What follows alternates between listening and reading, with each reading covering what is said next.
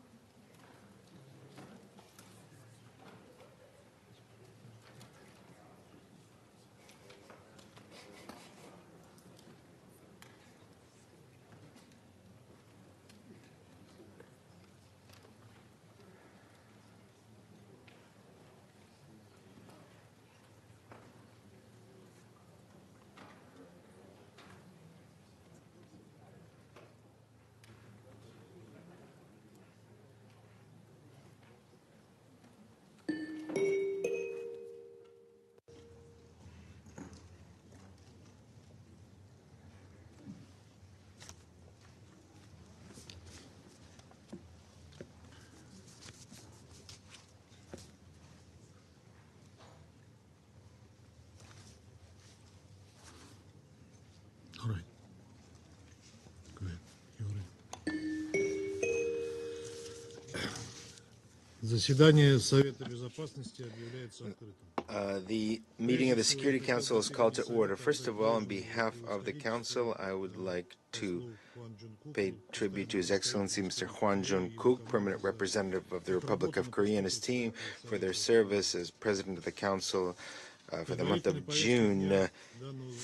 The provisional agenda for this meeting is the situation in the Middle East, including the Palestinian question. The agenda is adopted in accordance with Rule 39 of the Council's Provisional Rules of Procedure. I invite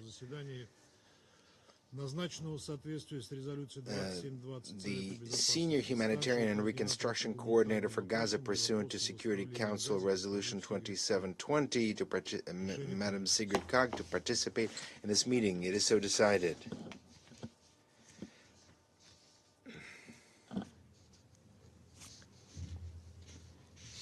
The Security Council will now begin its consideration of item 2 of the agenda, and I would now like to give the floor to Madam Sigrid Kaag.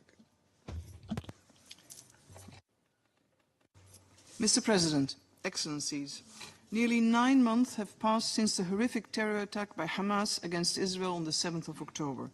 The scars of that day run deep.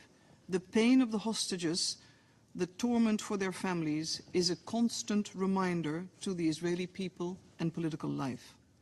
During this same period, Palestinian civilians in Gaza have been plunged into an abyss of suffering. Their homes lie shattered, their lives upended. The war has not merely created the most profound of humanitarian crises, it has unleashed a maelstrom of human misery. The public health system, as you know, has collapsed. schools destroyed, and the disrupted education system threatens acutely future generations. With summer temperatures soaring and severe shortages of basic services such as waste management, sanitation facilities and water supplies, the spectre of outbreaks of infectious and communicable diseases looms large. Following the Israeli offensives against Rafah since the 6th of May, over 1 million people have been displaced once again, desperately seeking shelter and safety. 1.9 million people are now displaced across Gaza. I'm deeply concerned about reports of new evacuation orders issued into the area of Khan Yunis. Its impact on the civilian population is deep. In Gaza, nowhere is safe. Behind every statistic, Mr. President, is a human story of hope, dignity and aspirations. And in my visits to Gaza, I am met with voices that echo a single heart-wrenching question: will our suffering ever end? Mr. President, it cannot be repeated often enough. We need an immediate, full and complete ceasefire in Gaza. We demand the immediate and unconditional release of all hostages and unimpeded and continuous access to deliver aid at scale throughout the Gaza Strip, in line with Security Council Resolution 2735. International humanitarian law and international human rights law must be respected by all. Protection of civilians remains the paramount priority. UNRWA must be allowed to deliver on its mandated role. Mr. President, since our last briefing, I've continued to engage with key governments and other regional stakeholders at the highest political levels. I met Israeli Prime Minister Benjamin Netanyahu and key cabinet members again 2 weeks ago, further to Security Council Resolution 2720. The resolution establishes a framework to expedite, streamline and accelerate the delivery of humanitarian assistance throughout Gaza. As expected, this has been fraught with challenges. Yet, deliverables include the establishment of additional supply routes, the streamlining and facilitation which has taken place, whilst the space for acceleration remains very much subject to political will, as well as the enabling environment and conditions on the ground. There is no substitute for political will. In addition, the resolution mandated the establishment of a mechanism for monitoring and verification of humanitarian assistance. And the mechanism is now capturing humanitarian aid shipments from Jordan, Cyprus, Israel and the West Bank into Gaza, ensuring greater volume at certain times. I underline at certain times. Transparency and prioritization. Its establishment in a matter of months is the result of tremendous collaboration and support from UNOPS. The activation of the mechanism for supplies from Egypt is expected by mid-July. Subject to approval of their visa, UN monitors are getting ready to deploy to the mechanism's newly established offices in Gaza, and options are being discussed on the feasibility and longer-term planning of the Cyprus Maritime Corridor with continued direct access to Gaza. Finally, the mechanism will also serve as the main platform to facilitate entry into Gaza of all critical humanitarian items, consolidating existing practices further to the intent of the resolution. I encourage Member States to continue to pre-position supplies and to allocate financing to humanitarian agencies. Additional contributions are urgently needed to address and meet the gap of the 2.5 billion flash appeal.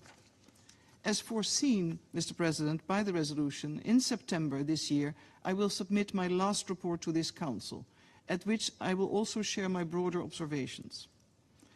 Mr. President, during my last briefing, I reported that on the 5th of April, the Israeli War Cabinet made several commitments with regard to Resolution 2720. My mission has been monitoring the implementation of these and other commitments, some of which are in place. These include the direct entry of humanitarian aid to Gaza from the north via Zikim and the Eretz crossings, as well as the use of the port of Ashdod.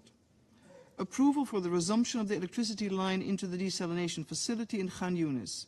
While the Nahal Oz water line was also opened, I note that this morning there are reports that would indicate the water line was unfortunately damaged, again in hostilities last night. Permission to enter select medical items, for instance UNFPA's maternity wards and field hospitals in northern Gaza. Further, critical communication and protective equipment, which are vital for the UN and broader humanitarian operations in Gaza, have recently been approved and transferred to Gaza, while discussions on other essential items are still ongoing. Continued use of Gate 96 to allow the entry of humanitarian supplies and fuel. We have seen an increase in the volume of commercial cargo entering Gaza, albeit irregularly, and we are in discussion to ensure commercial supplies are in line with the immediate needs of the population, meeting the humanitarian requirements. Mr. President, Prime Minister Netanyahu has made further commitments to expedite the delivery of essential supplies for water, sanitation, waste management, and medical and educational needs. Urgent action is needed.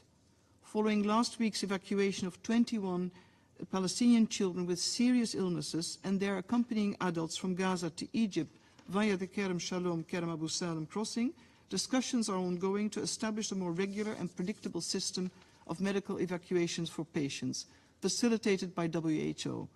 In view of the immense need, I consider this a priority and ask for your urgent attention and support. Mr. President, in line with the resolution, a sustained flow of assistance to Gaza is needed to deliver quantity and quality of goods throughout all land and sea crossings, including the Rafah border crossing. This requires a continued focus. The ability of the UN and humanitarian partners to operate safely and securely inside Gaza is equally important in view of the ever-growing risks. Since the start of the Israeli military operation in Rafah and the subsequent closure of the Rafah border crossing in early May, the volume of aid entering into Gaza or being distributed across Gaza has dropped significantly. Military activity and the lack of safe routes inside Gaza continue to severely impact humanitarian operations. A near total breakdown of civil order has further led to an environment of lawlessness and criminality. This worrying trend further hampers the UN's ability to deliver on its mandate. Many of you will be familiar with images of supplies accumulated at Kerem Shalom, Kerem Abu Salam crossing. The UN has asked Israel to find solutions to enable this safe delivery of aid that includes its distribution. Aid that should be reaching Palestinian civilians across the Gaza Strip. Since the 26th of May, trucks from Egypt have temporarily been rerouted via Kerem Shalom, Kerem Abu Salam.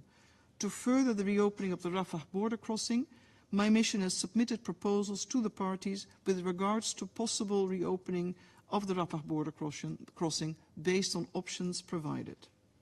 Mr. President, urgent action remains required with regards to the following: the establishment of an effective, credible and predictable deconfliction and coordination system across Gaza. Discussions on this matter are currently underway, as you know. Continued access to all security and communication equipment, as well as the critical humanitarian items needed for the delivery or repair of basic services. Route clearance from mines and unexploded ordnances, and the approvals urgently needed to undertake these assignments. Pre-positioned storage and the movement of the daily needed volume of fuel. Import of spare parts and relevant maintenance equipment.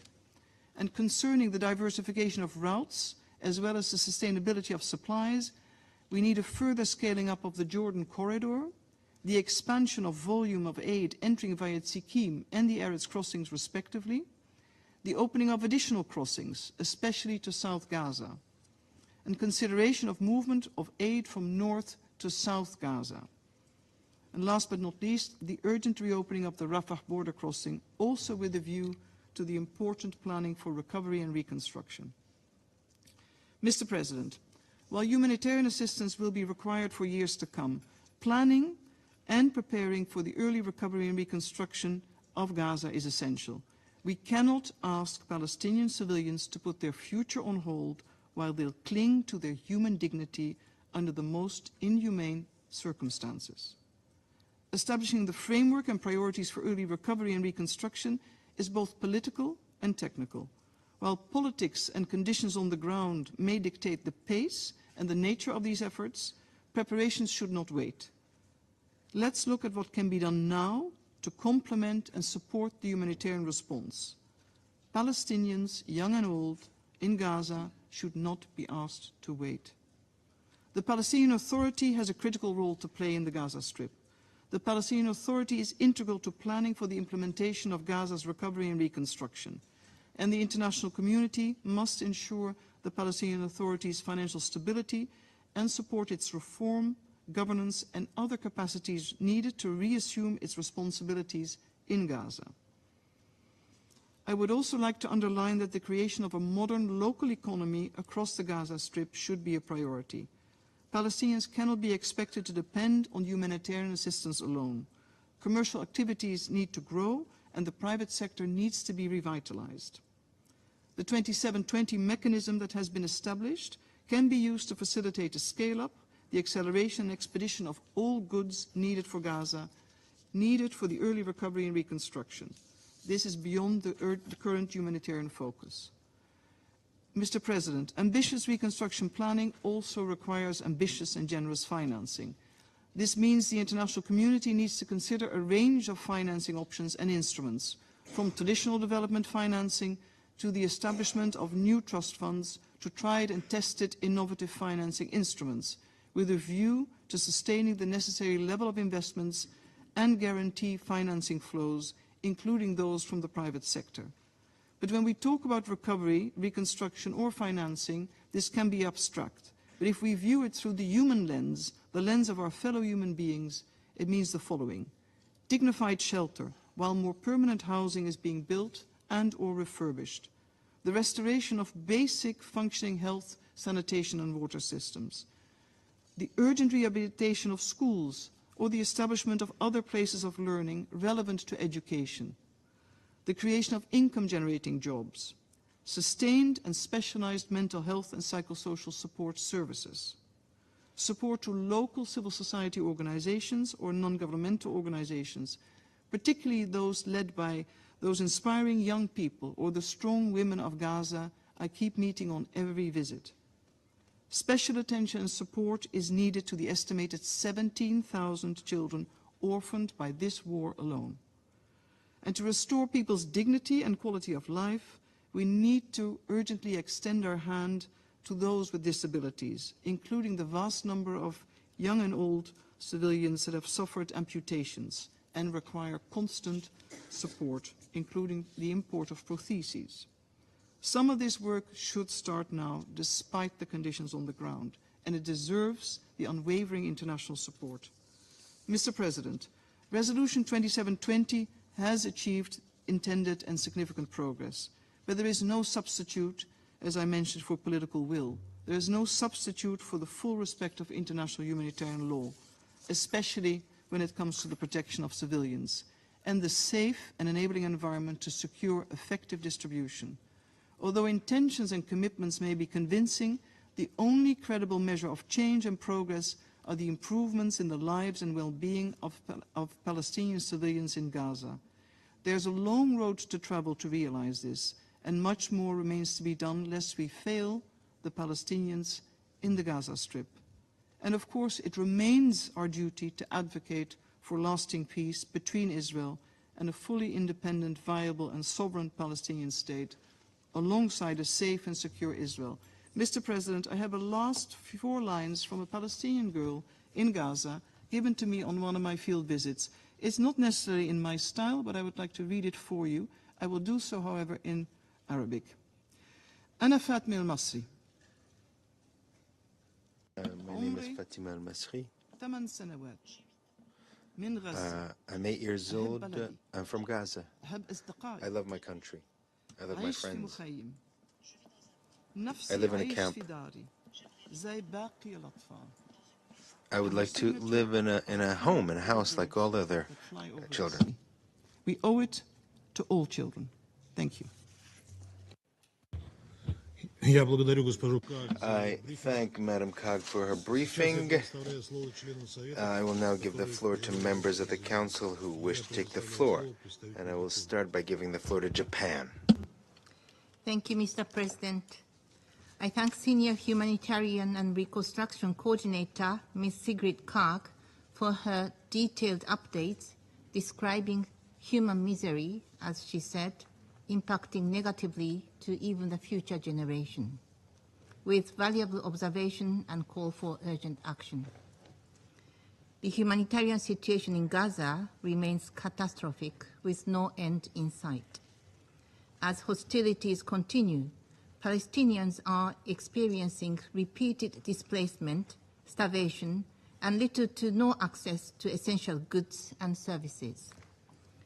Every passing day of the conflict only brings more casualties, devastation, trauma, and destruction. We must do all we can do to meet the dire needs of those suffering in Gaza. In this regard, Japan welcomes the full operationalization of the UN 2720 mechanism dedicated to accelerating the delivery of humanitarian aid to Gaza. While Israel's military operation continues, we are relieved to hear of the progress in the coordination and management of humanitarian assistance to Gaza. We highly value Ms. Cox and her team's extensive and tireless engagement with the parties and relevant stakeholders, including the government of Israel.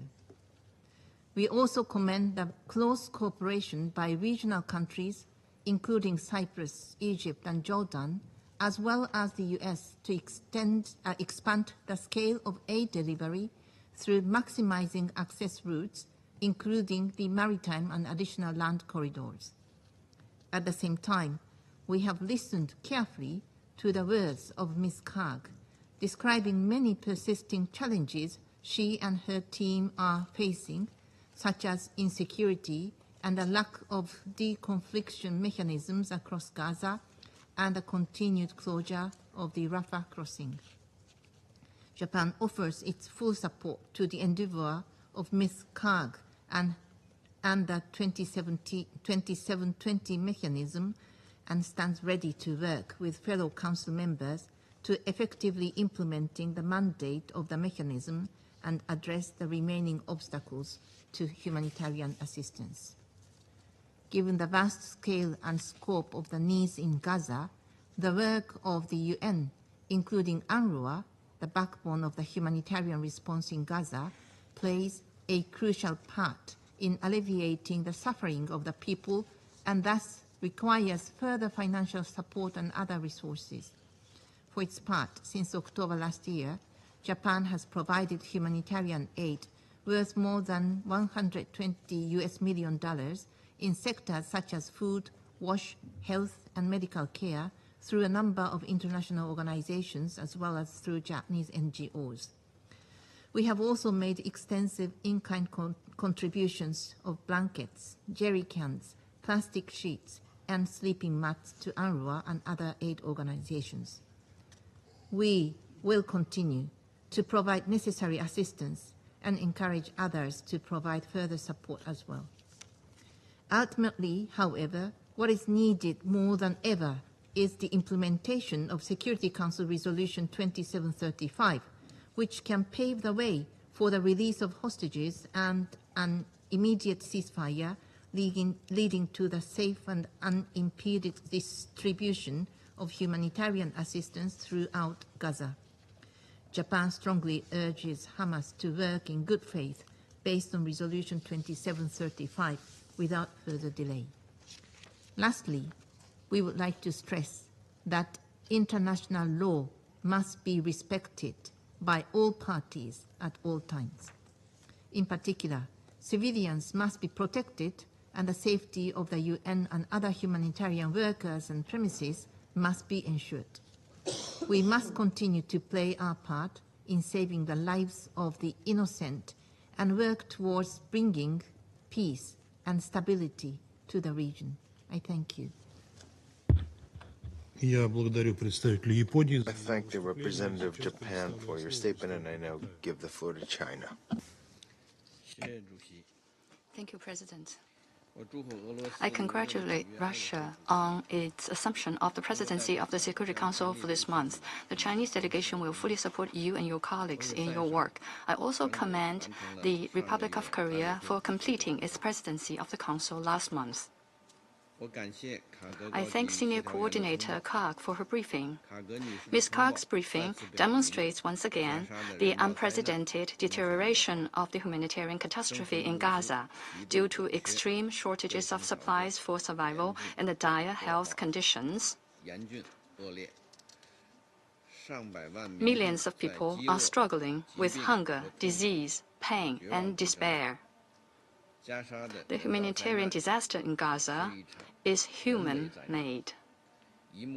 The tragic scenes on the ground are serious breaches of international law and international humanitarian law. Before us, Gaza has been under blockade for 9 months, with the supply of water, electricity, food, medication, and fuel cut off, and over 2 million people living in an open-air prison in a state of precariousness and struggling to get by without food and other means of survival. Before us, the most important Rafah crossing has been forced to close for 2 months because of Israeli military operations, and thousands of trucks loaded with humanitarian supplies have to wait in long lines. The existing crossing points are far from being able to meet the demand for humanitarian aid. The huge investment in the floating dock by some country and the many twists and turns in its use once again show that land transport routes are the key to the expansion of humanitarian access at scale, and their role is irreplaceable. Before us, the entry of humanitarian supplies into Gaza has been obstructed at every level, and a large number of people have been unjustifiably denied access to the most basic necessities they urgently need for survival. Humanitarian workers are not only denied effective cooperation, but also face unreasonable difficulties and accusations. Also before us, the facilities of humanitarian agencies have become repeated targets, and the safety and security of humanitarian workers are not ensured. The facilities of the UN Relief and Works Agency for Palestine refugees in the Near East have been repeatedly attacked, and the humanitarian agencies, such as the ICRC, have been put at risk by the fighting. The conflict has resulted in the deaths of over 200 humanitarian workers, which is unprecedented in history and shocking. De-confliction mechanisms have been rendered ineffective, and humanitarian workers have even been denied carrying essential communication equipment such as radios. All above is just the tip of the iceberg of the humanitarian catastrophe in Gaza. We reiterate that hunger cannot be weaponized, humanitarian issues cannot be politicized, and the human-made exacerbation of the humanitarian disaster is unacceptable. China urges Israel to fulfill its obligations under international humanitarian law, heed the overwhelming call of the international community, take concrete actions to ensure the rapid and safe entry of humanitarian supplies at scale into Gaza, and ensure the safe and orderly distribution of humanitarian supplies throughout Gaza, and cooperate fully with the United Nations and other humanitarian organizations. The Council adopted Resolution 2720 with the intent to expand at scale humanitarian access, but it has clearly not materialized. It is necessary to examine the reasons why the resolution has not been effectively implemented. We call upon the country concerned to work harder, to push for political will from the party concerned to effectively remove obstacles to the at-scale entry of the humanitarian aid into Gaza. We support Senior Coordinator Karg in her continued efforts and expect her to bring about tangible progress in line with the requirements of the Council resolution, the expectations of the international community, and the urgent needs of the people in Gaza. President, the fundamental way to alleviate the humanitarian disaster and save innocent lives lies in the immediate realization of a lasting ceasefire and the early relaunch of the two-state solution. China calls on the international community to continue to make unremitting efforts to that end. We support the Council in taking further necessary action as soon as possible. I thank you, President. I thank the representative of China for a statement, and I give the floor to the representative of France. Mr. President, I'd like to thank Madam Kag for her presentation. I would like to once again express the full support of France for her work and call for the complete implementation of resolutions 2712, 2720, and 2728 and 2735. The presentation by Madam Kag confirms the disastrous situation in Gaza. No glimmer of hope is on the horizon. The number of civilian victims continues inexorably to increase. The population requires aid to survive. Famine has taken hold. 80% of civilian infrastructure is damaged or destroyed, among which 95% of educational infrastructure. Thousands of children have been killed, are missing, or trapped under debris, detained or isolated. An entire generation of children has been deprived of education and will be traumatized in the long run. It is therefore essential to lift all impediments to humanitarian assistance.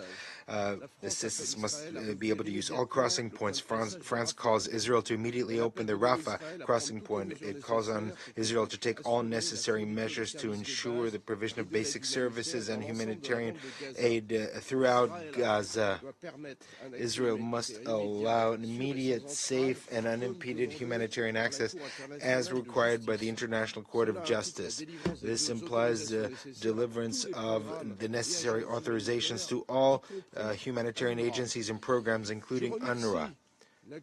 I would like to thank the special coordinator for having established an aid coordination mechanism to ensure that merchandise that enters Gaza corresponds to the reality of needs and reaches its beneficiaries.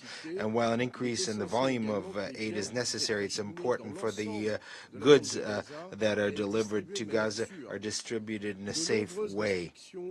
Numerous restrictions as far as the objects and foodstuffs can enter into Gaza remain, in particular for healthcare, water and sanitation infrastructure and waste treatment infrastructure. It is essential for the United Nations and humanitarian actors to have access to appropriate equipment to conduct operations and prevent a deterioration in the situation.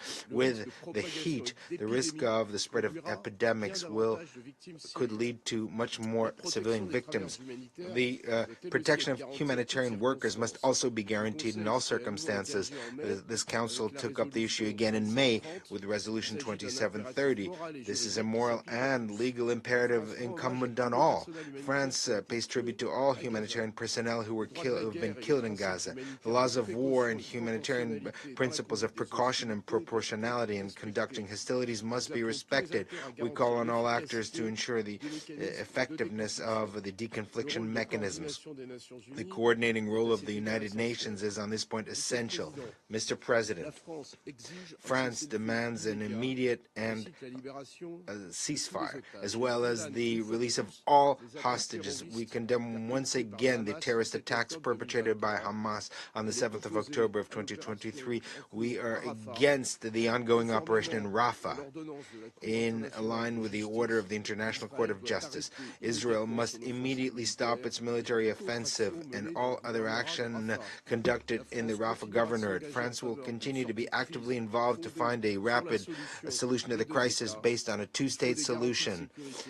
We need security guarantees for Israelis. We must work on building a state for Palestinians. A reformed Palestinian Authority will have a central role to play in this process in the West Bank as well as in Gaza, and Gaza should become a part of this Palestinian state. It is urgent to act toward that, and thank you very much. I am grateful to the representative of France for your statement, and I now give the floor to Guyana. Thank you, Mr. President, and I would like to thank the Republic of Korea for the stewardship of the presidency last month and to wish you all the best this month, Mr. President. I also thank you for organizing this briefing and express appreciation to Ms. Kag for the updates provided on her work pursuant to the mandate outlined in Resolution 2720. Her reports Her report allows us one more time to contemplate the depth of suffering which the Palestinian people continue to experience and the enormous challenges associated with alleviating their suffering, all while hope remains distant. Mr. President, Guyana has taken note of the complex operating environment in which humanitarian workers are attempting to bring relief to the ailing Palestinian population, and that aid is not reaching Palestinians at scale. It is especially concerning that humanitarian workers appear to be targeted systematically, presumably as part of a larger strategy to annihilate as many Palestinians as possible through deprivation and other means. The lack of aid at scale is attributable to, inter alia, the inadequate number of available access points into Gaza and the absence of functioning notification and deconfliction mechanisms for the safety of humanitarian workers operating in Gaza. These factors are compounded by the lack of security guarantees for civilians accessing aid and by the near total breakdown of law and order, which is affecting service providers' ability to deliver, and we have heard this from Ms. Kaag as well. The result of this consistent onslaught of challenges is multidimensional, and I will highlight two of the most concerning aspects. The latest IPC report on Gaza conveyed that 96% of the population are facing acute food insecurity at crisis levels or higher, with almost 500,000 people in catastrophic conditions. Guyana has also taken note that at least 557,000 women in Gaza are facing severe food insecurity, with mothers and adult women in a more precarious situation, since they often prioritize feeding others and report greater difficulty in accessing food compared to men. It has been observed that when humanitarian access has improved, it has contributed to modest improvements in food security indicators and improvements in the diets of children. This reinforces the critical link between sufficient access and improvements in the humanitarian situation. The collapse of the health system, as pointed out by Ms. Kaag, is another appalling consequence of concern. According to the World Health Organization, evacuation orders, deteriorating security conditions, and population displacement are affecting healthcare provision. Fuel shortages and shortages of medicines and health supplies in Gaza Strip hospitals are hindering the delivery of life-saving medical care. Together with the unavailability of water, sanitation, and hygiene services, these circumstances have led to, inter alia, a rise in infectious diseases and deaths due to simple injuries and chronic diseases. Mr. President, against this background, Guyana reiterates three important calls. First, there must be increased humanitarian access into Gaza. The number of crossings into Gaza is too limited, thus hindering the supply of humanitarian aid. In keeping with its international legal obligations, Israel must facilitate this. Guyana recalls the orders issued by the International Court of Justice on 26th of January, 28th of March, and 24th May. We recall in particular that the court stated in its May order that, and I quote, "Unhindered provision at scale by all concerned of urgently needed basic services and humanitarian assistance necessitates that Israel maintain open land crossing points, and in particular the Rafah crossing," end of quote. While Guyana supports efforts to scale up humanitarian assistance by all means, we stress that there is no substitute for land crossings. Guyana therefore supports the work of the Senior Humanitarian and Reconstruction Coordinator for Gaza to this end. Second, Guyana calls on the parties to ensure the safety of humanitarian personnel operating in Gaza. An unprecedented number of humanitarian workers have been casualties of this war. This is principally due to non-compliance with international humanitarian law, which dictates the proper functioning of deconfliction and notification mechanisms to facilitate the safe movement of humanitarian workers. Guyana recalls the recent adoption by this Council of Resolution 2730 on the security of humanitarian and UN personnel and calls on the parties to fully comply with the provisions of this resolution. Third, Guyana demands an immediate ceasefire and an end to this war, which has claimed the lives of nearly 40,000 civilians in the Gaza Strip. After nearly 9 months of unrelenting war, the devastation is catastrophic and grows worse every day. This must stop, and Palestinians must be able to rebuild their lives. This is a critical factor. Further, the international community must facilitate the rebuilding of Gaza. This is a critical factor in advancing the two-state solution. To this end, Guyana recognizes and supports the mandate of Ms. Kaag, as outlined in Resolution 2720. We stress the importance of cooperation from all parties for the successful implementation of this resolution. We also stress UNRWA's critical role in any reconstruction effort in Gaza, owing to its decades of experience providing services to Palestinians in the territory. Mr. President, in closing, this Council must never get accustomed or immune to the reports of pain and suffering of the Palestinian people, especially when news cycles move on to different issues and the eyes on the Council gaze elsewhere. Our hunger to act must never diminish. I therefore conclude by reiterating Guyana's commitment to working with this Council to bring this war to a swift end so that civilians can experience relief and the reconstruction of Gaza can commence in earnest. I thank you. I thank the representative of Guyana for their statement. I now give the floor to the representative of Switzerland. Merci, Monsieur le Président. Thank you, Mr. President. I'd like to thank the Undersecretary General and the Senior Humanitarian and Reconstruction Coordinator for Gaza, Ms. Sigrid Kaag, for her briefing. What struck me was the need to ensure human dignity, but also to take concrete action to address everything from children's education to reconstruction. Since the adoption of Resolution 2720 in December of last year, you, Ms. Kaag, and your team have made every effort to expedite the delivery of aid to the civilian population. Nonetheless, we continue to face a humanitarian catastrophe in Gaza, and it's difficult to even describe it. 9 months since the acts of terror were committed on the 7th of October, which Switzerland strongly condemned, we remain deeply disquieted by the conflict in the Middle East, in particular, the appalling humanitarian situation in Gaza. We condemn the fact that the hostilities continue to claim many civilian lives, particularly children. There are also 1.7 million displaced persons in the Gaza Strip. The new Integrated Food Security Phase Classification Report confirms this very bleak picture.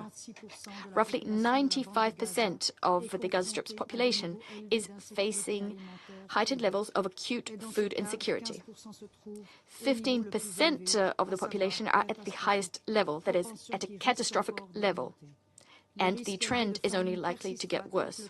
The high risk of starvation famine will persist as long as the conflict continues and humanitarian access is hampered. Switzerland calls on all the parties to painstakingly observe their obligations under international law, in particular international humanitarian law and human rights law. International humanitarian law compels the parties to allow and to facilitate humanitarian access to civilians in need. It also prohibits the use of starvation as a method of warfare. Civilians must have access to essential goods and services, such as drinking water, food, and security. The International Court of Justice reaffirmed in its orders the urgency of delivering humanitarian aid to the entire Gaza Strip, and yet the level of assistance remains clearly and vastly insufficient in the face of the immense needs we're seeing. As the Special Coordinator pointed out, safe, rapid and unfettered access throughout all crossing points remains a major challenge. This must change. It's a matter of urgency. Sufficient assistance must reach those who need it. The parties to the conflict, as well as other stakeholders, must take action. We should like to thank Jordan, Egypt, and the UN for convening at the start of this month in Amman a conference on emergency humanitarian assistance to Gaza. This sent a strong political signal. On this occasion, as well as at Council meetings, Switzerland has reiterated its pressing call for an immediate ceasefire and the immediate and unconditional release of all hostages. Switzerland also demands that the parties respect their obligations under international law with regards to the persons they are detaining. All of these persons must be able to receive ICRC visits, and they must also be treated in a humane fashion. Switzerland calls for the full implementation of relevant resolutions adopted by the SC, specifically resolutions 2712, 2720, 2728, and 2735. What's more is, as reaffirmed by resolution 2730, submitted by Switzerland, all parties to the conflict are duty-bound to respect and protect humanitarian personnel, United Nations personnel, and other associated personnel, as well as their premises and their property.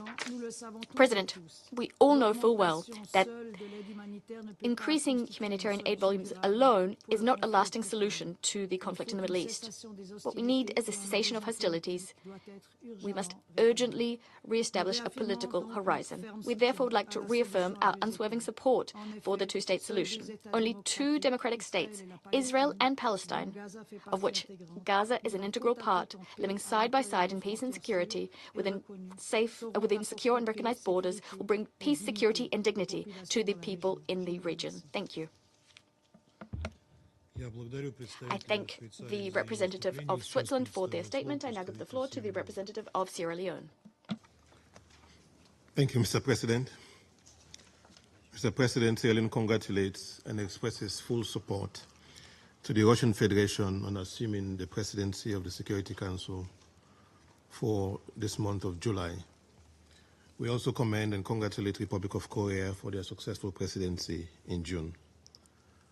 I thank the Senior Humanitarian and Reconstruction Coordinator for Gaza, Ms. Sigrid Kaag, for sharing her assessment of the humanitarian situation in Gaza and her efforts to implement Resolution 2720.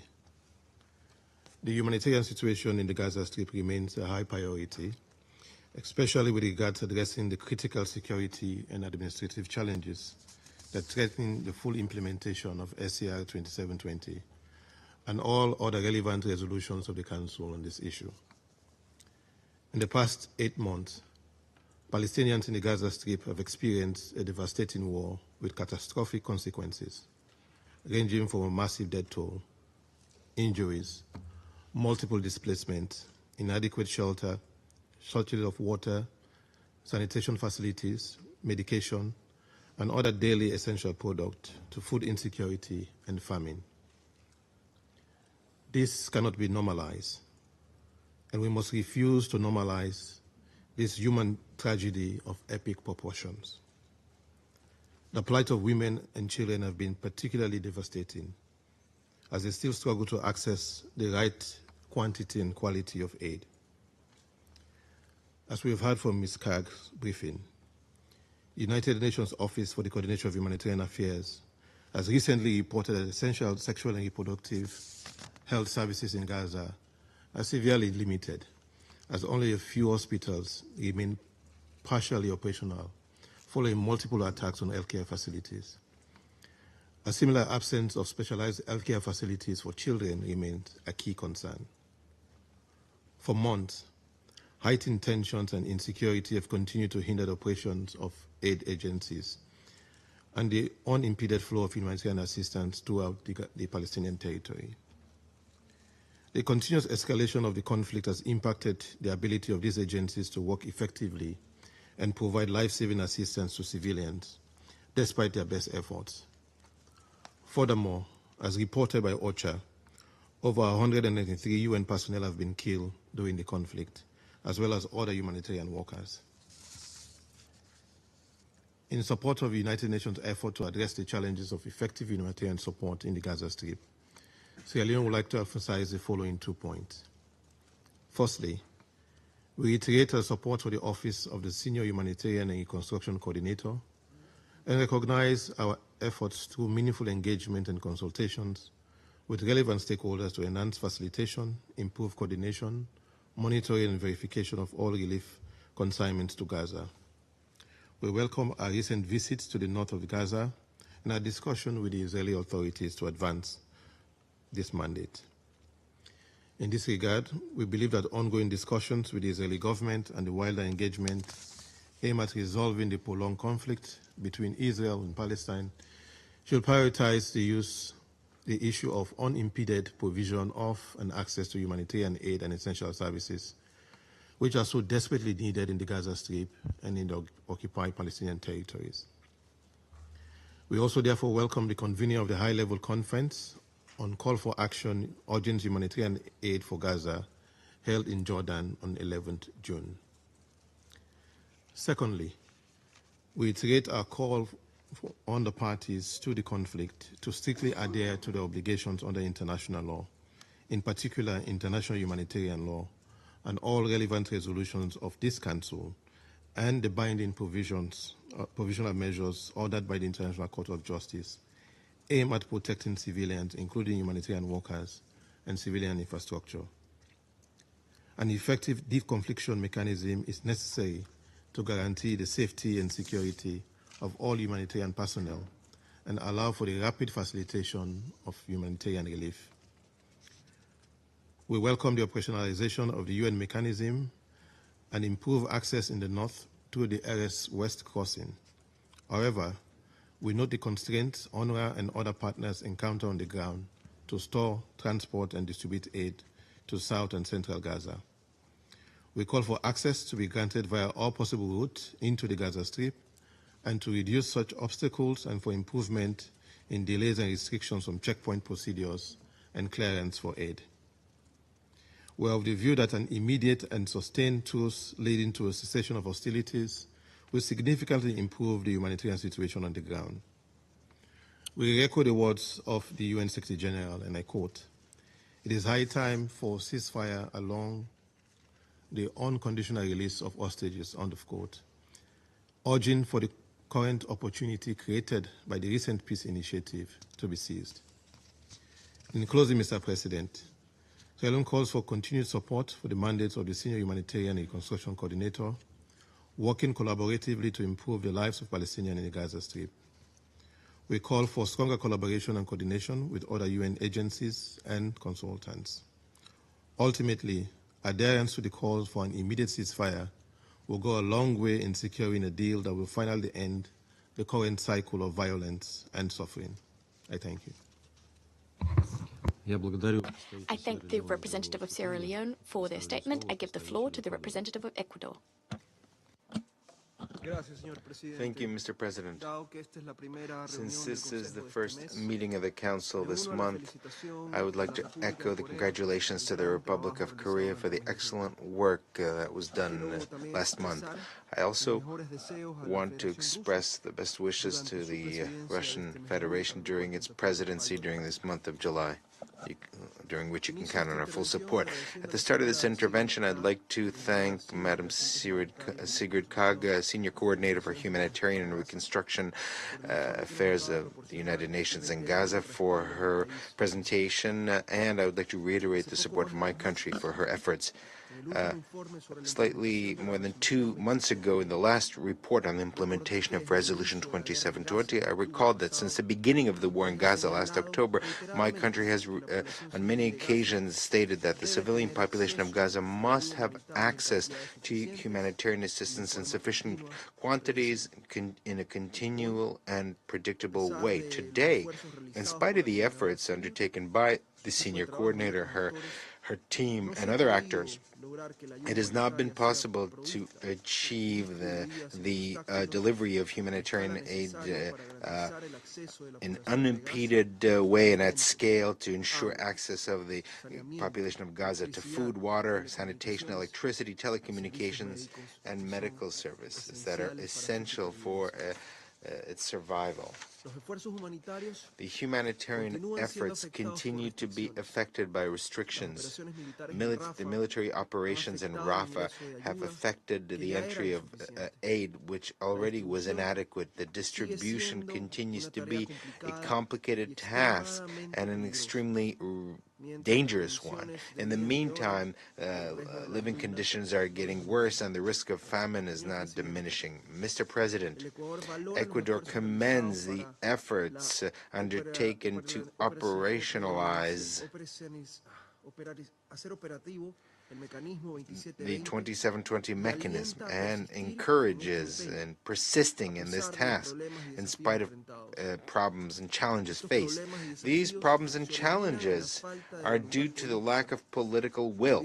As stated by Coordinator Cog last April, a change of paradigm is necessary, sustained by political will. Without political will, it will not be possible to increase the quality and quantity of aid or the adoption of measures that allow for its safe and unimpeded distribution inside Gaza, nor the planning and preparation for early recovery and reconstruction.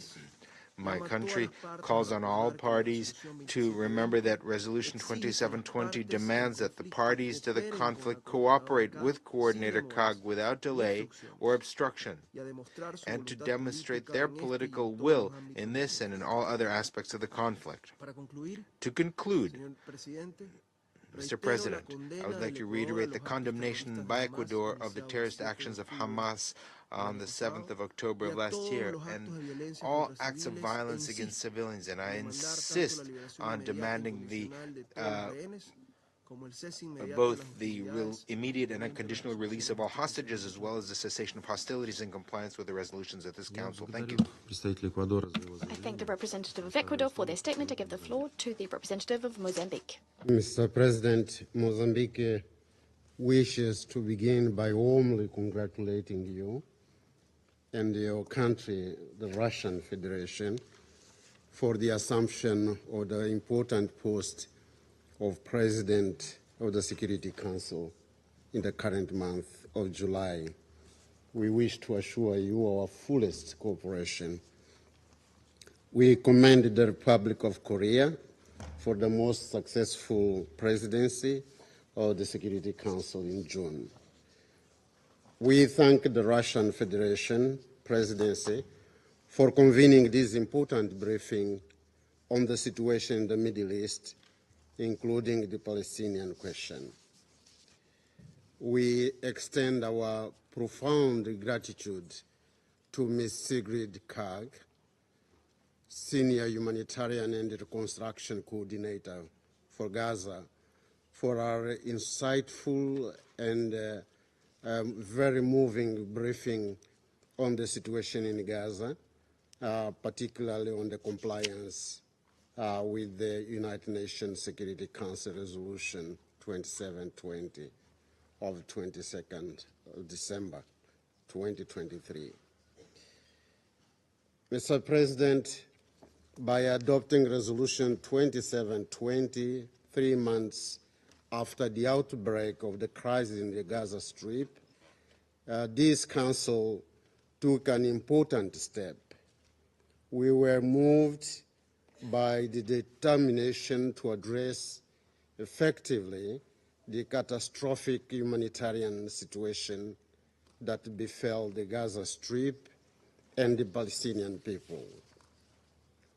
Through this resolution, important mechanisms were envisaged and established in order to allow for the humanitarian response to the crisis, having in mind full respect for human dignity of the Palestinian people.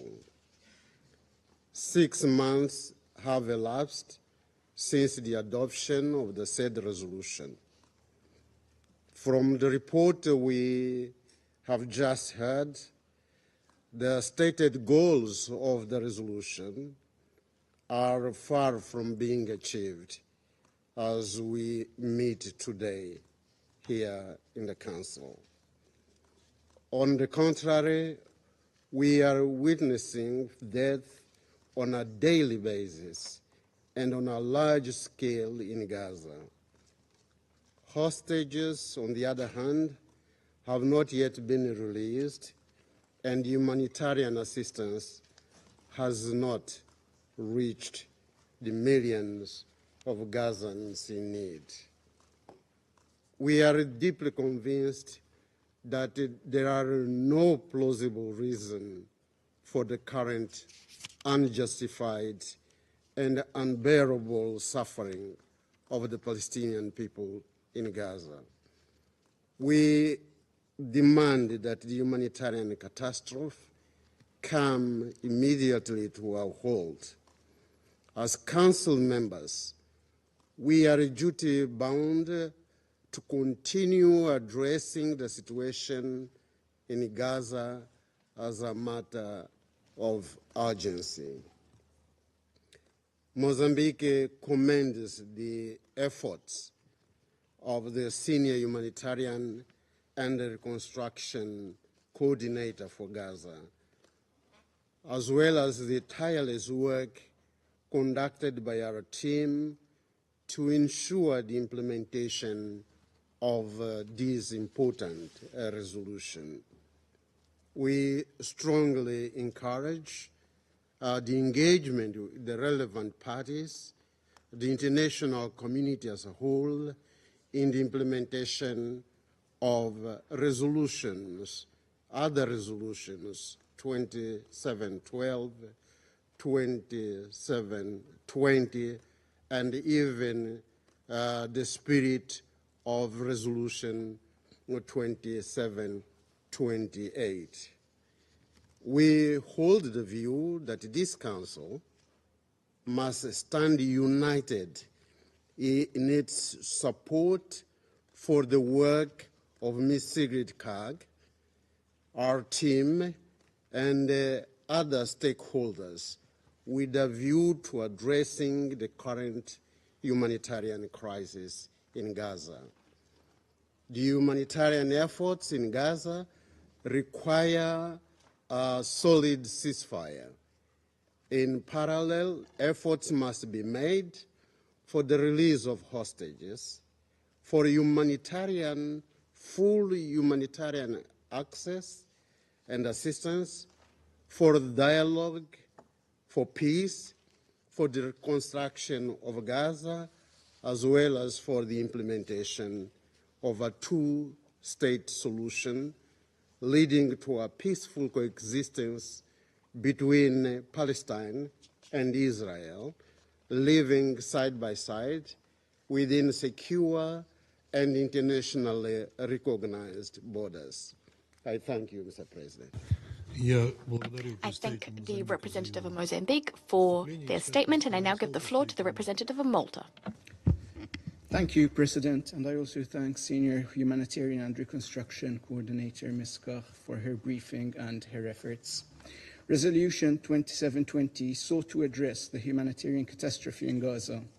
It is gravely alarming that 9 months into the conflict, the conditions in the Strip remain dire and continue to deteriorate. Since 7 October, more than 37,000 people have been killed as a result of the Israeli military operation, with countless others wounded. 75% of the Gazan population has been internally displaced, and the majority on more than one occasion. Nearly the entire population is facing high levels of food insecurity, with concerning reports detailing the use of starvation as a method of warfare. Children continue to bear the brunt of this war. Israel's continued and expansive military operation in Rafah has further compounded existing risks for civilians and debilitated the humanitarian response. This includes through the seizure of the vital Rafah crossing, which remains inoperative. The implementation of the relevant Council resolutions and the full, immediate and effective implementation of the orders of the ICJ remains essential. The obligation to ensure the unimpeded and safe delivery of humanitarian aid into and throughout Gaza, including through the lifting of all barriers to the provision of humanitarian assistance on a large scale, remains paramount. We are encouraged to note from Senior Coordinator Koch's briefing that the 2720 mechanism is now operational and contributing to improving coordinated efforts for aid delivery into Gaza. We maintain that land routes remain the most feasible and effective way to ensure that unprecedented levels of aid now enter the Strip. It is troubling that fuel shortages issues persist, hindering aid operations and the function of critical civilian facilities such as water, health and sanitation, increasing risks of communicable diseases in rising summer temperatures.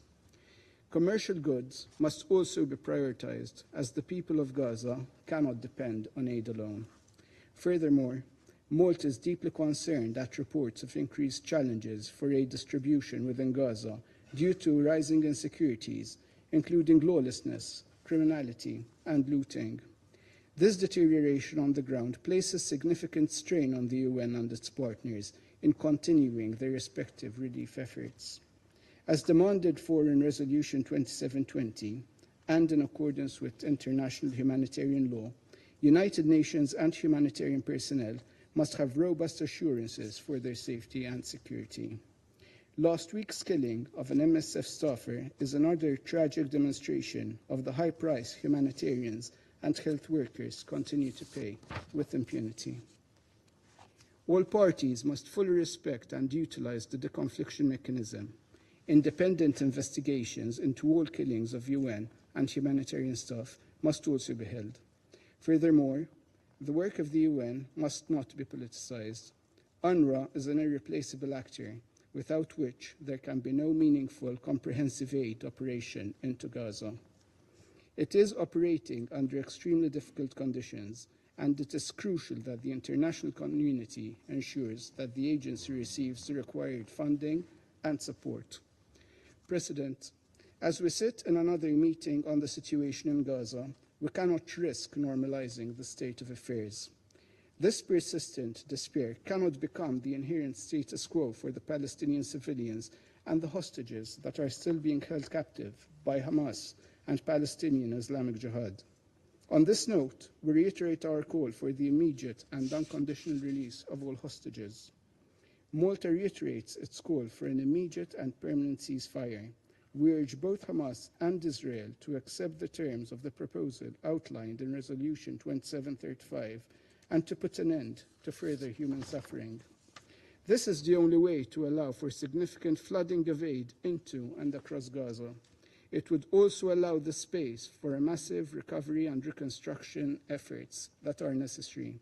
Crucially, a ceasefire will bring us a step closer towards a vital political horizon. It is a fundamental requirement for the realization of the two-state solution and lasting peace between Israelis and Palestinians. I thank you. I thank the representative of Malta for a statement, and I give the floor to the representative of Algeria.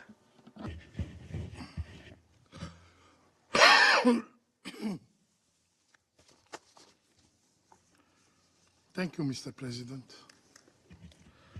At the outset, I congratulate you on your assumption of the Security Council presidency for July, and I wish you every success in your duties. I also thank Mrs. Sigrid Kaag for her briefing. After 9 months of a brutal killing machine being launched against the defenseless population in Gaza, the humanitarian situation is catastrophic. World Food Programme Executive Director Cindy McCain stated, and I quote, "People in Gaza are starving to death.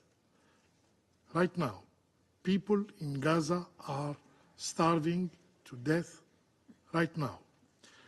The speed at which this man-made hunger and malnutrition crisis has ripped through Gaza is terrifying." And she added,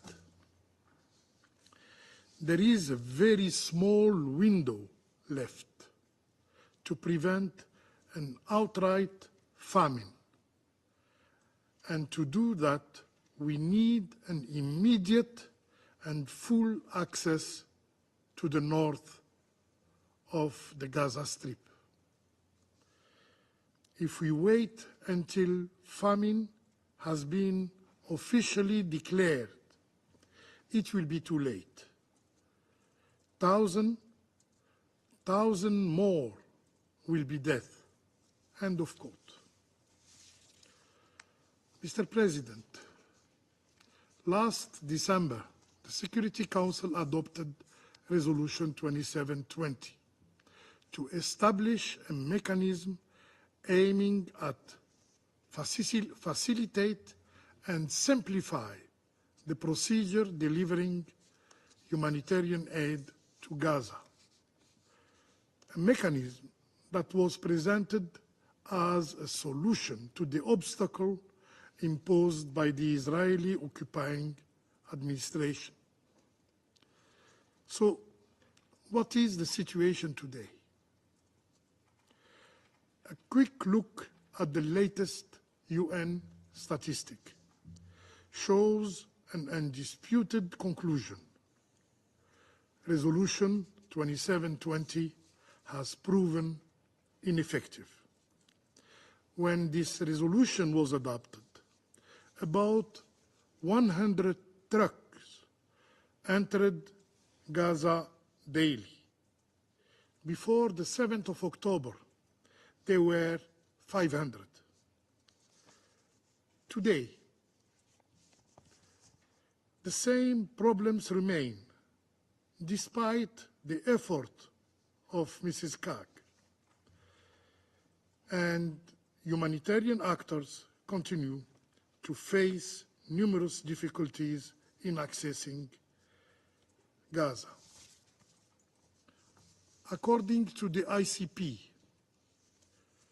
extremely limited humanitarian access to and within the Gaza Strip continue to impede the safe and equitable delivery of life-saving, multi-sector humanitarian assistance, critical for famine prevention and response. These include severe limitation to the supply of goods, spare parts, as well as basic services. Last June, the access rate did not exceed 73 trucks per day. This small number is the result of the Israeli occupiers' deliberate policy of using starvation as a means of war. Yes, how can we justify the destruction and burning of the Rafah crossing, which is now out of service?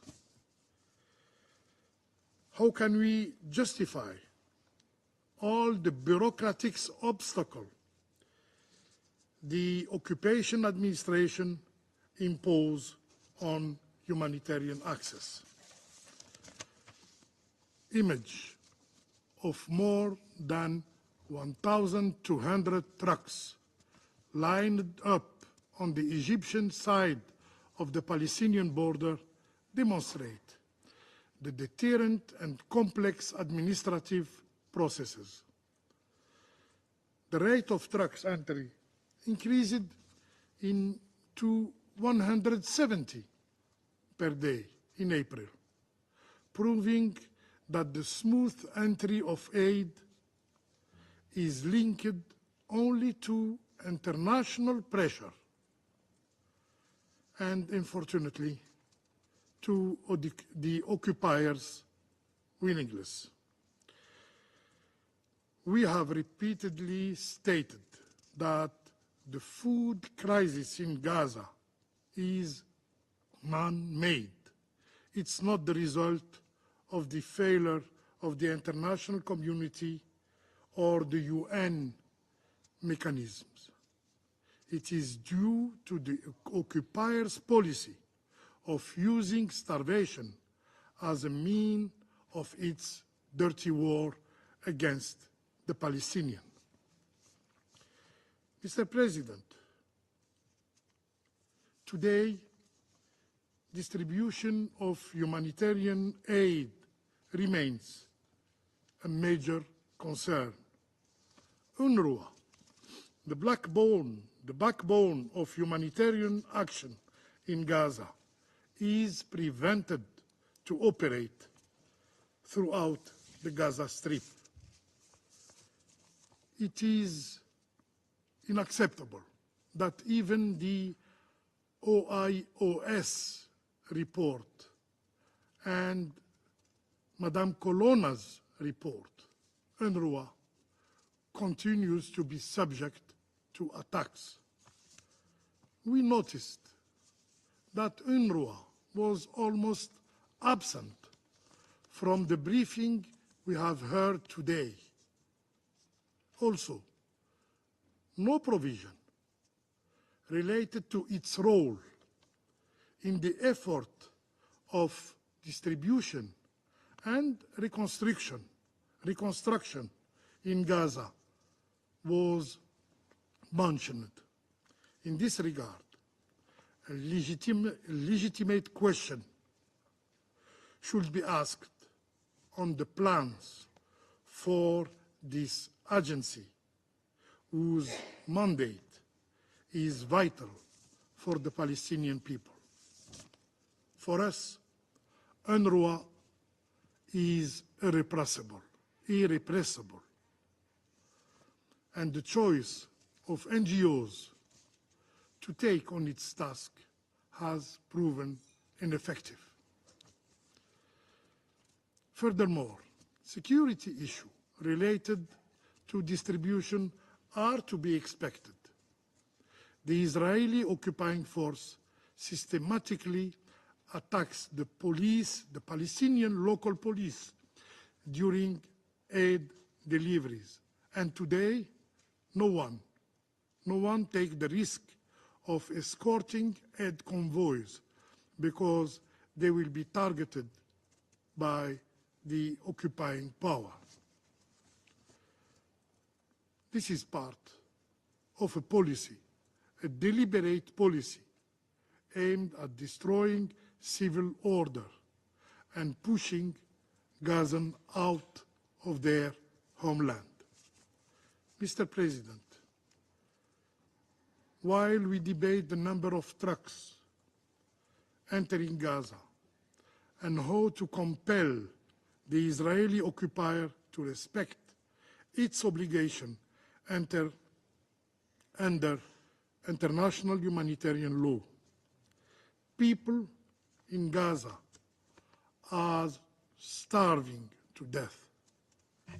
This is the worst situation even documented. No one in Gaza is in food security. Yes, no one.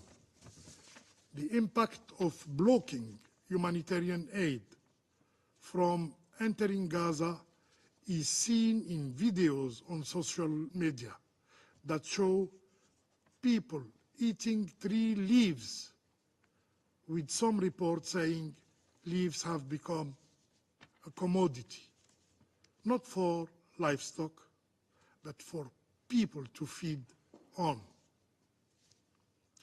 The consequences of blocking aid are shown in the faces of all the people in Gaza, 2.2 million people who are suffering from famine, as reported by the ICP Integrated Food Security Phase Classification. Mr. President and dear colleagues, in conclusion, we wonder if we in the Security Council will be able to really impose a solution that will put an end to the suffering of the Palestinians. The life of Palestinians in Gaza are threatened by hunger and disease. Without urgent action, the world will witness a humanitarian tragedy that will be written in the dark pages of history. I thank you. I thank the representative of Algeria for his statement, and I now give the floor to the United States. Thank you, Mr. President. Thank you, Senior Coordinator COG, for your briefing and for the continued work and dedication of your team to alleviating the dire humanitarian situation in Gaza. The UN's humanitarian response capabilities and leadership are essential. The IPC recently projected that 96% of Gaza's population, more than 2 million people, will likely experience crisis, emergency, or catastrophic levels of food insecurity between now and the end of September. With much of Gaza's population facing catastrophic levels of hunger, the situation is at risk of worsening rapidly, especially with sustained disruptions in aid flows. We have consistently conveyed to Israel's senior leadership the need to provide sustained and unhindered access for humanitarian assistance to enter via all routes into Gaza, expanding and accelerating humanitarian imports at Ashdod and opening all existing land crossings into Gaza, including at Rafah, are vital steps. Relatedly, we appreciate Coordinator COG's update on efforts to distribute aid within Gaza so that it will reach the most vulnerable, including mothers and children. In this regard, we welcome Israel's commitment to fulfill specific UN requests and continue constructive conversations with UN officials on how to best meet the further needs of UN agencies and facilitate their work. In order for humanitarian organizations to be able to safely continue their life-saving work, the IDF must implement concrete commitments to protect humanitarians and improve the overall security environment inside Gaza. We reiterate that the lack of an effective deconfliction mechanism nearly 9 months into the conflict is unacceptable and continues to put humanitarian actors at tremendous risk. Colleagues, while we continue to press Israel to improve humanitarian access, we know that the best way to address the crisis is for Hamas to accept the ceasefire proposal endorsed by this Council in Resolution 2735. Doing so would create conditions to support a massive surge of relief for Palestinians, together with taking steps to restore essential services and start early recovery efforts in Gaza. If the operating conditions improve, the humanitarian community can then provide life-saving assistance to the most vulnerable, including the many unaccompanied and separated children, pregnant women, the elderly, and the many, many families who are going hungry and dying from preventable infections and disease. A ceasefire would also allow for increased commercial activity in Gaza, getting needed supplies to people and markets. Unfortunately, Hamas has ignored the calls from this Council and across the international community, coming back with new demands outside of the framework outlined by Resolution 2735. We continue to work with Israel, Egypt, and Qatar to try and bridge the gaps, and as we heard this week, Israel remains on board. We urge all Council members to continue to press Hamas to accept this deal without delay or conditions and to bring about the ceasefire with a release of hostages. At the same time, the United States remains committed to providing humanitarian aid as well as to sustaining humanitarian access. In June, we announced an additional $404 million in life-saving humanitarian aid to support Palestinian civilians in Gaza, the West Bank, and the region to provide food, safe drinking water, health care, and protection. We also stand ready to continue supporting Senior Coordinator COG's efforts and would urge others on the Council to do so as well. Thank you. Я благодарю представителя Соединенных I Штатов. thank the representative of the United States for your statement, and I give the floor to Slovenia. Thank you very much, Mr. President. I would also like to thank Senior Coordinator Kag for her briefing today. Mr. President, we are deeply disturbed by the findings of the IPC report issued last week and mentioned a few times today already. It emphasized that nearly the entire population of Gaza, around 96%, is facing acute food shortages.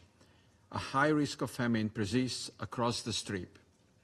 In spite of four resolutions, in spite of the ICJ order, in spite of this mechanism, in spite of all briefings and commitments, the humanitarian situation is not getting better. The needs are on the rise, and the humanitarian operational environment is collapsing. Diseases are spreading, public order has crumbled, criminal gangs are taking over, the social fabric is disintegrating. We have no right to be surprised. Starvation and famine in Gaza is man-made, we agree here with Algeria. It is a choice by Hamas, who is willingly sacrificing its people rather than agreeing to a ceasefire as defined by our resolution. A choice by Israel not to fulfill its prime duty as the occupying power. Israel is obliged to ensure food and medical supplies for the population it occupies, not just allow the passage of aid. While Israel is not complying with the Geneva Conventions, with the Council resolutions, nor with the ICJ's order, we fail to comprehend. We underline that using starvation as the method of warfare is prohibited under international law and can amount to a war crime. We have heard from Israel that there is no limit to aid reaching Gaza. We find it hard to believe. Verified and trustworthy reports about hunger and the dire needs of Gaza's civilian population have been reaching us for months.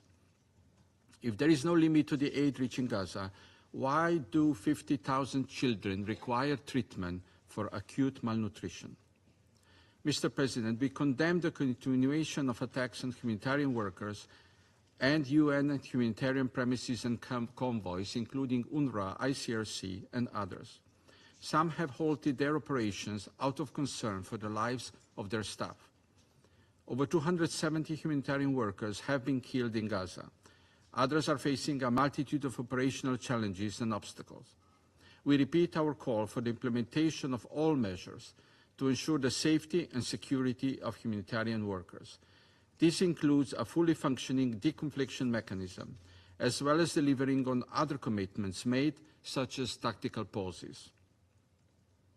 We also repeat our call for the immediate release of all hostages and for granting unrestricted ICRC access to them. Holding them in Hamas tunnels for the past 9 months is simply inhumane. We commend sustained efforts by Jordan and Egypt and other countries to de-escalate the crisis and for convening humanitarian conference in Amman on June 11. Mrs. Kak, we highly appreciate your efforts and the efforts of your team. We value your high-level contacts and advocacy work to keep the world's attention on this humanitarian crisis. We believe the start of the work of the mechanism can provide us, humanitarian organizations and donors, an overview and analysis of the aid reaching and being distributed in Gaza. Yet the main goal of accelerating the safe delivery of aid to every corner of Gaza is not in sight. We are missing the main ingredient for the mechanism's success, which is a ceasefire. Mr. President, the end of bombing and ceasefire will not magically solve problems for civilians in Gaza. It will be only the beginning of the end of their suffering. It will not automatically lead to sustained and unhindered humanitarian access, and neither reduce the risk of famine. It will not automatically restore public order, and neither open doors to reconstruction. It will not automatically enable a political process leading to the two-state solution, and neither ensure that a human tragedy of epic proportions, as described by my neighbor from Sierra Leone, happens never again. So, dear colleagues, we agree with France that it is time, that it is urgent for the Security Council to start reflecting on Gaza beyond the ceasefire, even if today this seems so far away. Thank you. I thank the representative of Slovenia for their statement. I give the floor to the Republic of Korea. Thank you, Mr. President. Let me take this opportunity to express our sincere gratitude to all Council members for their kind support during ROK presidency last month. And we congratulate the Russian Federation on assuming the July presidency and wish you all the best for this month. I thank Senior Coordinator Sigrid Kaag for her detailed and insightful briefing. The Republic of Korea would like to express sincere appreciation and support for Ms. Kaag and her team, as well as the relevant countries for the efforts to advance the humanitarian mechanism under Resolution 2720. We welcome the improvements made to the process of humanitarian assistance detailed by Ms. Kaag, including expediting the entry process of humanitarian cargo and activating some land and maritime corridors into Gaza. We hope that the 2720 mechanism can keep contributing to effective monitoring and tracking of humanitarian assistance as well as commercial goods. However, we are deeply worried that even with the launching of the 2720 mechanism in May, the humanitarian situation in Gaza is still deteriorating, particularly since Israel commenced military operations in Rafah in May. 1.1 million Palestinians are experiencing catastrophic food insecurity, and 67% of Gaza's water and sanitation systems have been destroyed as heat and dehydration surge. It is highly troublesome that, as the Secretary General described last week, total lawlessness in Gaza is making the delivery of aid to those in need impossible. Tangible steps to end this tragedy must be implemented. First, we stress that under international law, it is the obligation of the occupying power, Israel, not the United Nations or NGOs, to restore and ensure public order and safety in Gaza. When aid cannot be delivered to civilians, the number of trucks crossing the border into Gaza is meaningless beyond mere statistics. Second, humanitarian goods should be prioritized over commercial ones. Of course, humanitarian assistance alone cannot meet the needs of the 2.3 million civilians in Gaza. That is why we have called for the entry of commercial goods into Gaza, which commenced 2 months ago. However, permissions for commercial goods should not lead to a decrease in the humanitarian cargo entering Gaza. Considering the economic collapse due to the ongoing hostilities, rapid and safe delivery of essential humanitarian aid should be assured and prioritized, especially for the most vulnerable people who have limited access to commercial goods. Third, Israel should do more to protect humanitarian workers. Too many aid workers, including 193 UNRWA staff members, have been killed. Improved notification and a more effective deconfliction mechanism should be implemented. Coordination meetings between the IDF and humanitarian agencies should function as an effective platform to share all relevant information and prevent any security incidents. Resolution 2730 on the protection of humanitarian personnel and civilians should be faithfully implemented. Fourth, all land crossings leading to every corner of the Gaza Strip must be opened. This will not only increase the volume of aid into Gaza, but also shorten the distance between the entry and the distribution points. Opening the Rafah crossing is vital, as it is not only a crucial humanitarian entry point, but also the main entry and exit point for people in Gaza, especially those in need of medical treatment. To ensure all of these requirements, an immediate ceasefire, along with the release of all hostages, is urgently needed. People all around the world are eagerly watching to see the agreement detailed in Resolution 2735 be finalized. Therefore, diplomatic efforts should continue, and all parties, notably Hamas, must accept the conditions of the deal without further delay.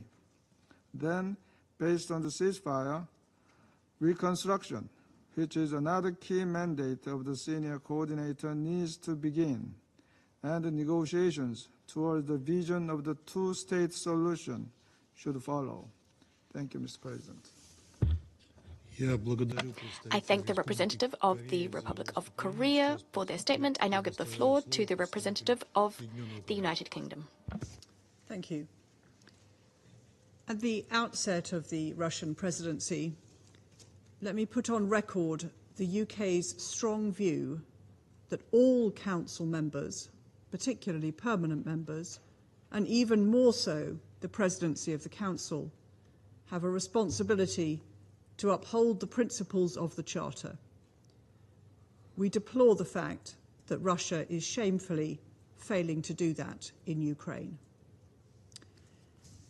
I'd like to start by joining others in thanking the Senior Humanitarian and Reconstruction Coordinator for your important work to alleviate the suffering of Palestinian civilians in Gaza, including the focus on women and children.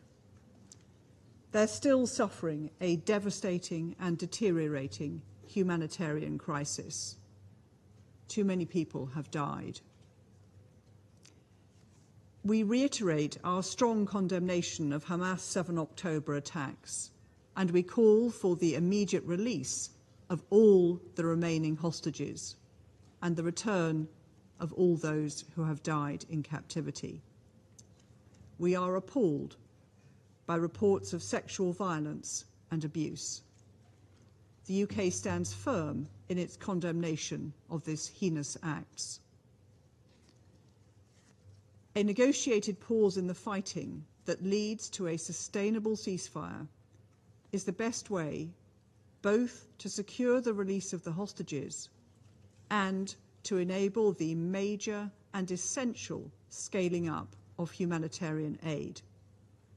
There is now a deal on the table, endorsed by this Council, to achieve these goals. The onus is now on Hamas to accept it. We also continue to call on Israel to fulfill its commitments to increase the amount of aid getting into Gaza and to meet its obligations to facilitate unhindered humanitarian access. The findings of the IPC famine risk assessment demonstrate that not enough aid is getting into Gaza and reaching those in need. We also call for the immediate reopening of the Rafah crossing to scale up aid through all other crossing points. Distribution of aid within Gaza also needs to improve. A guaranteed and functioning deconfliction mechanism is critical to this. We call on Israel to support the minimum operating requirements of the UN agencies by providing timely approval of visas and allowing entry of armoured vehicles and personal protective equipment. President, Resolution 2720 provides for a mechanism which will show whether aid is reaching those who need it. I thank Senior Coordinator Karg and her team for their work to establish this mechanism and urge her to continue her efforts to ensure it can deliver this in a comprehensive and timely way. I thank you. I thank the representative of the United Kingdom for their statement. I will now deliver a statement in my capacity as the representative of the Russian Federation. Before I read my statement, I just wanted to say that we took note on the disclaimer by the UK in the beginning of its statement. Also, for the record, we would like to know that it is not for UK to teach and lecture member states, members of the Security Council, including permanent ones, on upholding international law. The law, international law, which UK and other Western partners long parted for the sake of the rules-based international order. The country that ignited, the country that fueled the conflict when it was about to be stopped in April 22. And that was exactly your Prime Minister who prevented concluding a treaty, a negotiated treaty between Russia and Ukraine that would allow for the conflict to stop at that time and to save numerous lives of unfortunate Ukrainians. We'd like to thank the Senior Humanitarian and Reconstruction Coordinator for Gaza, Ms. Sigrid Kaag, for her briefing regarding the situation in the enclave and her efforts directed to achieving humanitarian access to the territory of the enclave as per UN Security Council Resolution 2720.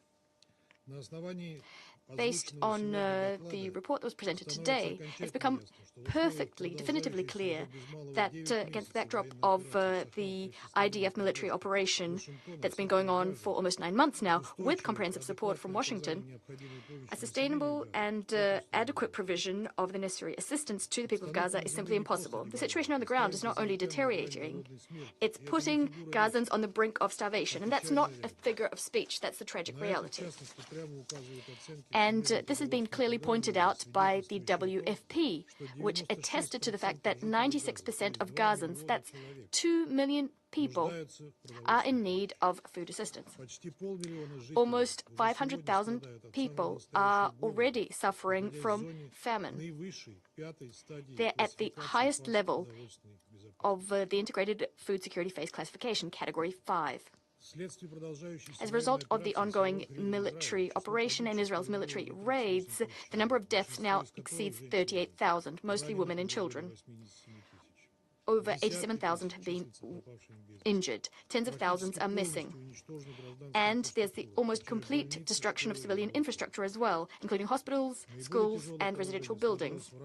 The situation is most dire in Rafah, where since the start of the Israeli operation, which Security Council members unequivocally opposed, there were over 1.5 million refugees. These people are yet again being forced and are being forced to flee wherever they could. Such actions on the part of the occupying power cannot be justified on any grounds whatsoever. Given the total absence of security, it's very difficult to talk about the effectiveness of the work being done by humanitarian organizations. OCHA is promoting a system of deconfliction and humanitarian notifications, but that system is not working. That's a fact. On the 13th of May, a UN DSS staffer died. A second DSS staffer was wounded. This was a result of a UN vehicle being struck. The Israelis said they would investigate, yet we know nothing about the results of that investigation. Perhaps the representatives of the UN could shed some light on the matter and perhaps give an answer to that question. Since the start of the crisis, 274 humanitarian workers have died. Of them, 197 are UN personnel. The majority, 193, are UNRWA staff. We've also had reports of 500 health workers being killed. No matter how carefully Ms. Kaag chooses her words to describe her engagement with the parties to the conflict and to describe the special humanitarian mechanism for Gaza, which was established as per UNCR 2720, the reality is that humanitarian access is not being ensured. The main channels for the delivery of assistance are very much limited, and when they do open up, it's for a short period of time with the blessing of the Israeli authorities. When they do open, their handling capacity is insufficient to properly meet the needs of the civilian population. UNRWA Commissioner General, Mr. Lazzarini, stated that even after the IDF announced tactical pauses of military hostilities along humanitarian assistance delivery routes, nothing changed on the ground. We're seriously disquieted by the latest reports by the Ministry of Health in the Gaza Strip regarding the fact that the fuel required to run hospitals will run out in a matter of 48 hours. We must understand that what stands behind these numbers are the lives of patients who are very sick. It goes without saying that Ms. Karg cannot be blamed for this. Since the outset, it was clear that when intense military hostilities are ongoing, ensuring safe and sustainable humanitarian access to those in need is impossible. We said this on many occasions, and we therefore called for a ceasefire as well. We want to make it crystal clear. We commend the efforts of humanitarian organizations and note the valor of humanitarian workers who are putting their lives on the line as they continue to work and provide assistance to the Palestinians. We believe that any assistance, even if the volumes are insignificant, is highly important and can save lives, or at least, at a minimum, alleviate suffering. We must continue working with the Palestinian and Israeli sides to seek humanitarian assistance delivery options. Having said that, Ms. Karg, her team, OCHA, and humanitarian organizations in general need to soberly assess the situation on the ground and correctly set priorities for their humanitarian efforts. For example, it's high time to recognize that the maritime corridor between Cyprus and the Gaza Strip and the US-built temporary pier near the enclave's shoreline never lived up to expectations. Since the pier opened on the 17th of May, it was destroyed on a number of occasions by inclement weather. Volumes of assistance which managed to get through it were insignificant. It's not clear, will the pier be rebuilt following the latest destruction? Its construction and operation cost hundreds of millions of dollars. The way we see it, instead of building the pier, Washington could have demanded that Israel ease the blockade on Gaza and allowed the entry of truly substantial aid volumes. We deem that continuing to bet on the maritime route, portraying this route as one of, if not the most important artery for assisting the Palestinians, is wishful thinking. On our side, we'll continue to providing all aid that we can to the Palestinians. Since the very outset, airplanes of the Ministry of Emergency Situations of Russia sent to Arish, a city in Egypt on the border, for on-shipment to the besieged Palestinian enclave over 500 tons of humanitarian assistance via the Egyptian Red Crescent Society. The latest round of deliveries occurred on the 19th of June. In addition to government bodies, Russian NGOs and civil society organizations are actively involved in collecting assistance for Palestinians in need. There are also private individuals, and thanks to all of their efforts across Russia, hundreds of tons of medicines, warm clothes, tents, foodstuffs, and other essentials were collected and sent to the Gaza Strip for subsequent distribution to Gazans. Colleagues, we stand convinced that given the unabating escalation of violence in the Palestine-Israeli conflict zone, the UN Security Council must continue to exert pressure on Israel and its U.S. ally to establish an immediate, unconditional, and permanent ceasefire. That is the only way to establish the conditions for switching the settlement to a political and diplomatic track. This requires, first and foremost, direct dialogue to be established between Israelis and Palestinians across the whole range of final status issues. The outcome of this process should be the implementation of a formula that's been approved by the international community, the two-state formula, Israel and Palestine living side by side in peace and security within the borders of 1967. I resume my function as President of the Security Council. There are no more names on the list of speakers. I now invite Council members to continue our discussion of the subject in informal consultations. The meeting stands adjourned.